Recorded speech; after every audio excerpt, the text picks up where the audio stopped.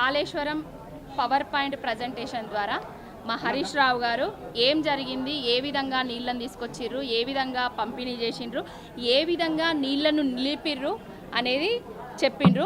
ఇంకొకటి కాళేశ్వరం ప్రాజెక్టు మీద అవాకులు చెవాకులు పేలేటోడు ప్రతి ఒక్కడు తాగేది కాళేశ్వరం ప్రాజెక్టు నీళ్ళే అని తెలుసుకోవాలి. ఇంకొకటి కాళేశ్వరం ప్రాజెక్టే లేకపోతే రేవంత్ రెడ్డి నిన్న గంధమల్లది ఏదైతే నువ్వు ఓపెన్ చేసినావో ఆ నీళ్లను ఎక్కడి నుంచి తెస్తావు అది తెలుసుకొని మాట్లాడు. కాళేశ్వరం ప్రాజెక్టు మీద అడ్డం పొడుగు మాట్లాడు ఇకనైనా బంద్ చేయరి. కమిషన్కి వస్తలేడు, కాలయాపన చేస్తున్నాడు, అది ఇదని మాట్లాడుతున్నాడు. టైం కావాలి అని అడిగిండు తప్ప ఎక్కడ కూడా నేను కమిషన్కి రాను అని చెప్పలేదు. 11వ తారీఖు కమిషన్కి వస్తారు. కేసీఆర్ గారు ఏం చేసిండ్రు ఏంది అనేది చెప్తారు.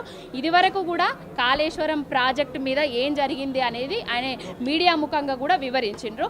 ఇంకొకటి నిన్న రేవంత్ రెడ్డి ఏదైతే సభ పెట్టుకొని కేసీఆర్ గారిని తిట్టుడు పరమావధిగా పెట్టుకుంటున్నాడో అది ఇకనైనా బంద్ చేయాలి. ఇది భారతదేశంలో ఒక తండ్రి స్థానంలో ఉన్నోళ్ళను గౌరవించాలి. గౌరవించుడు బంద్ చేసి నువ్వు అధికార బలంతో అంగబలంతో మదమెక్కి రేవంత్ రెడ్డి అనేటైనే కేసీఆర్ గారి మీద అడ్డం పొడుగు మాట్లాడుతున్నాడు. ఆ అడ్డం పొడుగు మాట్లాడు ఇకనైనా బంద్ చేయాలి. తొడగొట్టినా మెడగొట్టినా అది చేసినా ఇది చేసినా అంటాడు.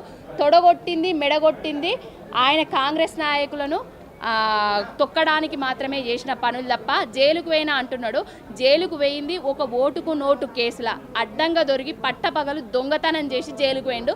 తెలంగాణ రాష్ట్రం కోసం కానీ భారత స్వతంత్ర ఉద్యమం కోసం కానీ జైలుకు పోలేదు.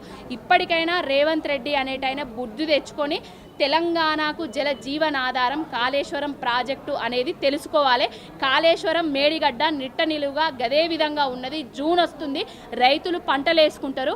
కెనాళ్ళల్లో నీళ్లు లేవు, షెర్లల్లో నీళ్లు లేవు, శెలకల్లల్లో నీళ్లు లేవు.